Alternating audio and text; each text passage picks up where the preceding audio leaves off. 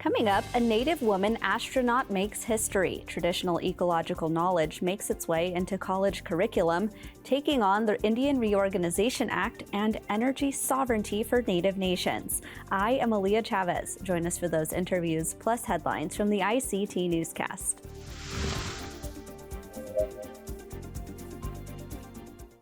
This program is made possible by the Corporation for Public Broadcasting, a private corporation funded by the American people. Arizona State University welcomes 3,500 Indigenous students from Arizona and across the nation. It serves one of the largest populations of Indigenous students among U.S. colleges and universities. We created a sense of place for tribal nations to create futures of their own making through community outreach and research, taught by world-class Indigenous faculty where they see a reflection of themselves and their experiences. Find community at ASU.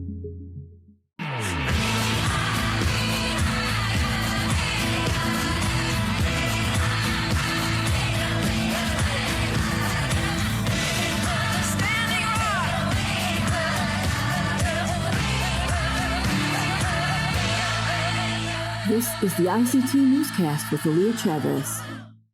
Amirawa Hopa, thank you for joining us. We start in New Mexico, where the state's governor has rescinded 4 proclamations from the 1800s that she called egregious. On Indigenous Peoples Day, Governor Michelle Lujan Grisham signed an executive order abolishing these documents. That includes one from 1851, which directed the state to exclude Native people from being counted in official census documents. It also authorized militia to pursue and attack Indigenous people. An 1869 proclamation that was also overturned declared tribal nations as, quote, outlaws and authorized non-Native residents to commit violence against Native people. Pewaukee Pueblo Governor Janelle Roybal said she was grateful for the actions. According to the state, proclamations issued by governors must be rescinded by an executive order. In Mexico, preservation efforts are underway for Indigenous paintings that have been rediscovered in a church. Last week, the National Institute of Anthropology and History announced that Indigenous symbols had been found in a town south of Mexico City. Symbols of a feather headdress and an axe and shield were found under layers of lime plaster at open-air chapels. Valeria Lopez is one of many people working to restore the Indigenous symbols on the church walls.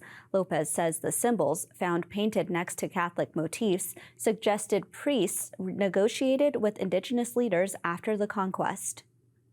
At that moment, as a restorer, I thought about the context of the creation of this space. One sees this place as a Catholic temple, but to find this symbol and this iconography shows us that 2 cultures and 2 historical moments were actually coexisting. The meaning of the pre-Hispanic symbols are still being studied and may refer to one of many Indigenous gods. Tied to their creation story, wild rice is a sacred food for the Ojibwe people in Minnesota. But the changing climate, invasive species, and pollution all continue to threaten the plant. The good seed survival is now tied to the harvest and processing skills of the nation's next generation. ICT's senior producer Vincent Moniz has the story. Our people, Anishinaabe people, used to live on the East Coast, and someone was given a vision to travel west to where the food grows on the water. And so we did. And we came out here to this monoman. For centuries, Indigenous people have used monoman, or the good seed, to keep starvation at bay during harsh winters. Today, Native families like Ryan White's unload hundreds of pounds of wild rice from their canoes to keep their finances above water. In the past, like my grandfather, they had to come out here and get their winter food supply. And now I need to come out here because I need to keep a roof over my head and the bills paid. The ricing season can last anywhere from a week to a month from August to September, depending on the weather. And because of the climate threats and to maintain tradition, the Leech Lake Tribal College teaches students and professors how to harvest and process wild rice by hand. Professor Elaine Fleming helps during these training sessions and says these kinship responsibilities are important. We have all these people, like at this college, we have these young people and old people, and we understand our responsibilities as peoples of this nation and our responsibilities to the land because of what it gives to us and to the water. This year has been filled with rough conditions that could potentially change the face of wild rice harvesting. But the people who gather this sacred food have faith and perseverance. A long, hard day. It's been a really super busy day. I'm so grateful for this day. In Bismarck, North Dakota, Vincent Moniz, ICT News. Well, a familiar face is being recognized. Devery Jacobs has been named to Time 100's next 2022 list. Jacobs is widely known for her role as Elora in the hit Hulu and FX series Reservation Dogs. She was described by Time as a significant voice and presence with a bright future ahead of her. Jacobs responded on Twitter with appreciation and disbelief. Every year, Time publishes its next list to recognize 100 rising stars across various industries from around the world. And those are the headlines for the ICT Newscast.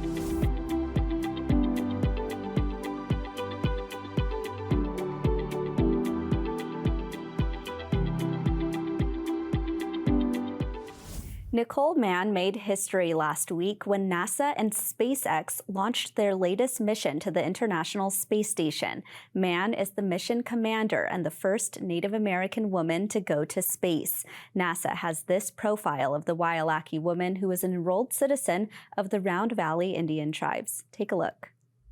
We keep pushing the boundaries of what's possible because we're evolving, we're growing, we're learning. We, as a human race, have always done that, and we should continue to do that. My name is Nicole Mann, and I am the spacecraft commander for NASA's SpaceX Crew 5 mission to the International Space Station. I was born in Northern California, just a little bit above San Francisco, and I lived there until I graduated from high school. I was interested in math and science, and I really enjoyed playing soccer. That, as a young person, I think got me developed into working on a team and really enjoying that. I knew that I wanted to go to college. I became interested in military service as well. I think it was part of being on a team and part of being something bigger than just me. Annapolis, the Naval Academy, served a great engineering school as well as an incredible soccer team. I studied mechanical engineering because you could study in a classroom, but then you could actually create something and prove that concept. When I graduated, I was commissioned as a second lieutenant in the United States Marine Corps. And fortunately, I had the opportunity to continue my education at Stanford University. After Stanford, I went off to the basic school and then off to flight school in the Marine Corps. When I had the opportunity to put in what we call our wish list of what we'd like to fly, F-18 Hornets were at the top of my list. I didn't realize that I wanted to be an astronaut until a little bit later in life. I think for me, there's always goals that I set in life. And then when you achieve that goal, you kind of look and say, okay, well, what next? What else could I do? And naturally, NASA and becoming an astronaut was something that definitely appealed to me. Getting that phone call, being selected to become an astronaut was overwhelming. You're joyed, you're amazed, you're excited, you're in awe. And you think for a second, did this really happen? Am I dreaming this? Is this real? Space flight. Introducing NASA astronaut Nicole Mann. We have a crew of 4 astronauts that are going to the International Space Station. I feel like we've been training for a long time and we're ready to go. But the idea of actually launching and leaving the planet for the first time, sometimes it still feels like a dream to me. We explore for the benefit of all humankind. From space, when you look at Earth, you don't see borders, you don't see boundaries. You see a human race. And you realize if we work together, the things that we're able to accomplish are incredible.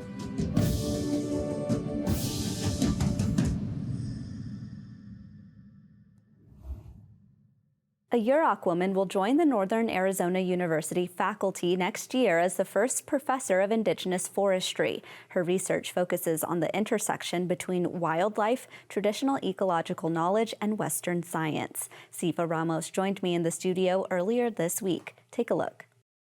Hi, thank you so much for having me. It's nice to be here. So I want to start off with talking about your new position. For our viewers at home who are learning about this for the first time, tell us about it. Sure. So the title is Assistant Professor of Indigenous Forestry in the School of Forestry at Northern Arizona University.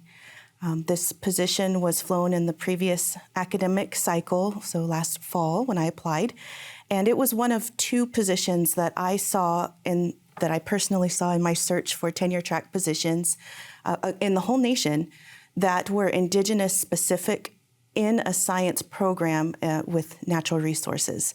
So I was very excited to see the call, and I actually wondered whether my background fit because it's in the School of Forestry and my background is wildlife, and fortunately it is, and I'm looking forward to joining the School of Forestry very much. I mean, it sounds like this isn't something that you find elsewhere in the country. What do you think are some of the barriers to having a position like this at other universities, and why it's so important to have a position like this at your school? That's a great question. Something I've thought quite a bit about in my journey in applying for positions for several years. I think it is really important to have these positions for Indigenous folks. And for me, what made a big difference is that I was able to showcase and highlight, and I felt very empowered in the interview process in being able to share how I've brought my indigeneity with me in science, rather than checking a box of maybe someone from a minority background who can fulfill maybe some diversity in the department, but maybe not fully bringing forward the important aspects of being Indigenous, and myself a TEK practitioner as well. So it is important to me, and I'm so glad that this position exists. In our last interview, of course, we heard about this idea of co-management, and I think we've been hearing that more and more often across Indian country. Maybe talk about, in your new position, how much you'll be integrating co-management ideas into your teachings, and it sounds like management practices as well. Oh, that's a great question as well. Yes, I have maybe less experience on the ground in terms of professional academic research and management, but definitely as a TEK practitioner, that's something that I do all the time with my family and community. And I will be talking about those things in classes, I'm sure. We're talking about maybe doing, for example, a field course where we bring students to our local area and learn more about some of the community work that's going on in co-management there. I'm looking forward to that very much. And I integrate Indigenous research methodologies, TEK, and actually I'm really excited to also be doing what we call molecular scatology, and that's essentially studying genetics of wildlife scat. That's not something you hear very often, but it sounds very interesting. I want to switch gears really quickly and talk about climate change, because that, of course, is something that none of us can avoid talking about. Maybe talk about how you'll plan to integrate that into the coursework that you teach, and it sounds like, the courses that your students will take as well. Sure. Yes.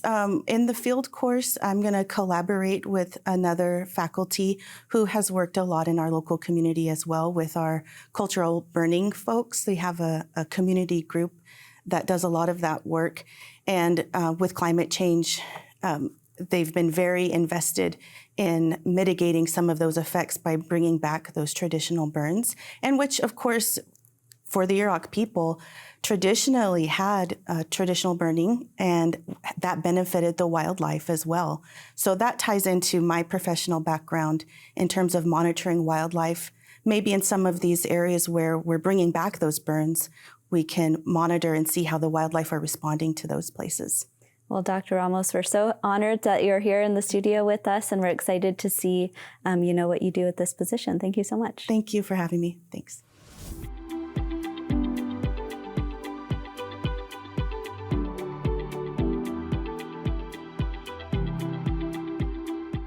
In Canada, an Indigenous woman gives back. She once sought healing from the residents of the James Smith Cree Nation. The Fisher River Cree citizen, Marcy Sinclair, decided to begin harvesting and sending sacred medicines to the nation.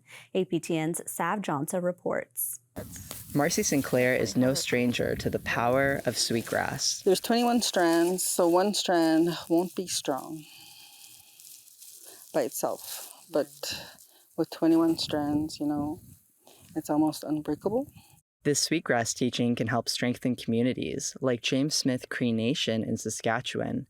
That's where residents are grieving after 10 people were stabbed to death and another 18 injured. Her husband was accused of killing my sister. Our family is here to forgive. Our reserve is close-knit, and they were close-knit. For Sinclair, the incident hit home. Though she is from Fisher River Cree Nation in Manitoba, she once sought healing from the James Smith residents. Now she hopes to return the favor. There's many people we met, either directly or indirectly, but everyone was so beautiful and caring from James Smith. Sinclair came to the community to fight her addictions. She says alcohol affected her relationship with her daughters, and the people of James Smith made all of the difference. I was sober, from attending Sagwanama Lodge and the support of the James Smith community members. Forever grateful for the cultural teachings they bestowed on her, Sinclair has decided to send care packages of traditional medicines she's harvesting. There's a lot of ceremony people there. And with every ceremony, you need smudge, you need medicine to make other medicines, to use with other medicines. So I just felt in my heart that I had to send medicines and traditional items to them. The sweetgrass in this field is among some of the sacred medicines they will receive. The sweetgrass for ceremony could be used to smudge an area, to bring that gentleness and to cleanse the area. Sinclair hopes that through ceremony, the community will find the same healing in each other that they offered to her family. Keep the ceremonies going, especially for the ones that lost the loved ones, because that spirituality is very important, especially when someone passes. It's going to take a long time to feel better, but to have the memories of their lost ones in their hearts. Sav Jonza, APTN National News, Fisher River Cree Nation. Jim Gray was the youngest person to lead the Osage Nation in Oklahoma. During that time, he worked through many issues to strengthen its government and the Osage people. Today, he helps other tribes with issues such as updating their tribal constitutions and expanding business development. Well, I think the most important thing is the more universal truths that govern Indian country, and that is the sovereignty to be able to pursue goals and aspirations that are consistent within your tribe's culture, and have the freedom to be able to pursue those in areas of historic preservation, economic development, and a variety of other things. And it just helps bring our people together. Gray is a catalyst for updating tribal constitutions. I think what we're looking at right now in 2022 is that many tribes are governed under a document that was created nearly 100 years ago. The Indian Reorganization Act created kind of a model constitution that had very limited authority and very limited checks and balances. And unfortunately, it's very difficult to evolve out of those without the assistance of the Department of Interior, who serves as the trustee over many of these tribes' activities and how they govern themselves. And so that's probably one of the biggest challenges, being able to modernize our tribe within that structure. Gray says blood quantum, or setting rules on who can be a tribal citizen, is an issue. I think one of the biggest challenges that tribes face is trying to detach themselves from the colonial influences that were there when these constitutions were drafted. There's very little in the historical record that shows where tribes actually governed themselves identified themselves as under a blood quantum. This is a European tool. And unfortunately, it is a part of many tribes' governmental identities and how they identify their own members. And some tribes have evolved out of it, and some are still stuck in this internal grip that these colonial institutions have on our tribe's ability to identify each other. That was Jim Gray of the Osage Nation. Many tribal nations in the U.S. work to repair lands that were altered by colonization. A project to restore the land of the Wampanoag is gaining traction. The people of the First Light hope to once again practice ceremonies and gather near the animals and plants they consider relatives. ICT senior producer Vincent Moniz reports. This indigenous territory in Massachusetts looks pristine when viewed from a distance. However, tribal citizens and allies are pulling out and hacking into invasive plant species that overwhelm native vegetation. The Wampanoag Common Lands Project is an effort by indigenous people seeking to repair lands changed by settler colonization. Diana Ruiz is director of the Native Land Conservancy, which leads efforts to restore and preserve indigenous land for the Wampanoag Nation. We were pulling out some invasive plants and watering some native plants that members of the Wampanoag community have put into the ground a few months ago. And I say it's part of a much larger project because it's really just the first phase of restoring this land that was gifted to the Native Land Conservancy in January of this year. These efforts are also critical in the face of climate change, which has done significant harm to Native communities around the country. Part of the plan is to transform 20 acres into a highly productive food forest of native trees and shrubs beneficial to both people and wildlife. Mashpee Wampanoag citizen Ramona Peters founded the Native Land Conservancy and leads it as chairwoman. Peters says these efforts are all the more meaningful because the land holds so much history for her nation. There's very little old growth forest here. So what we've experienced as a people, we've seen this, everything it turned into fields for sheep. And not knowing what could come back. So we have seen that she will revitalize herself, left alone. So that's encouraging. And recent trail camera footage is also encouraging. Wildlife is already deepening its relationship with the land now that the non-native footprint has dramatically diminished in this pocket of indigenous territory. In Bismarck, North Dakota, Vincent Moniz, ICT News.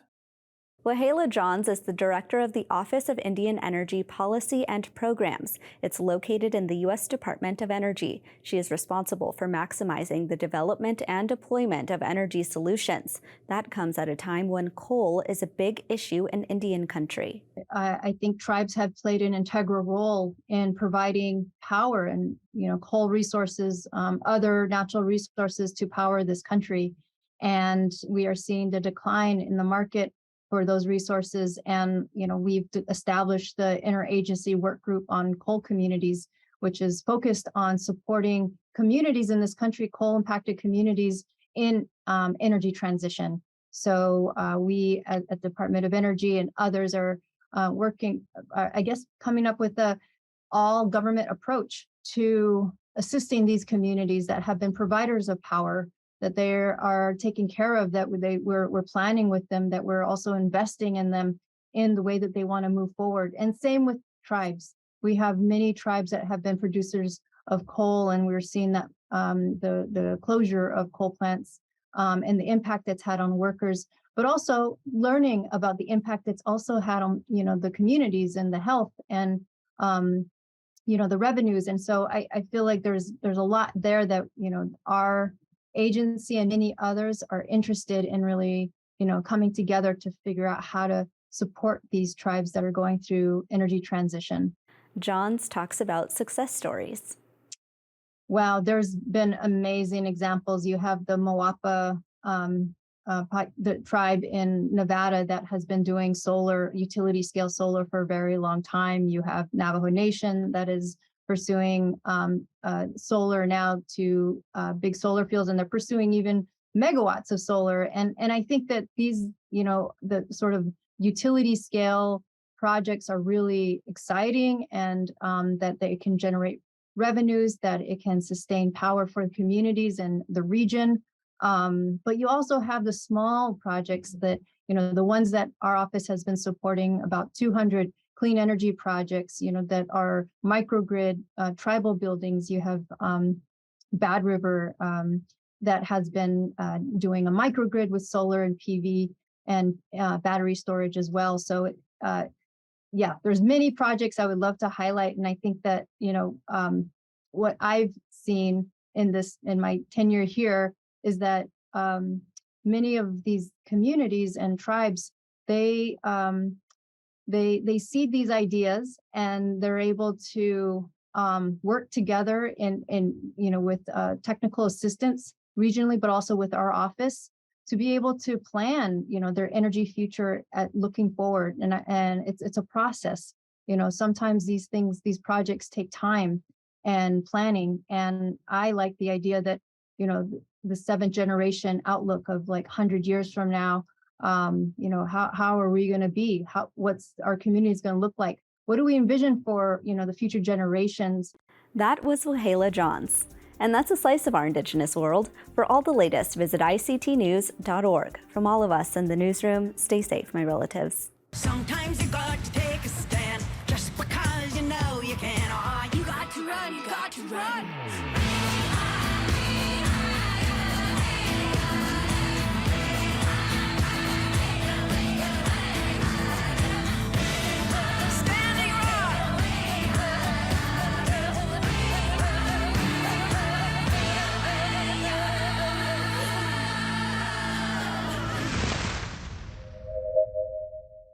This program is made possible by the Corporation for Public Broadcasting, a private corporation funded by the American people.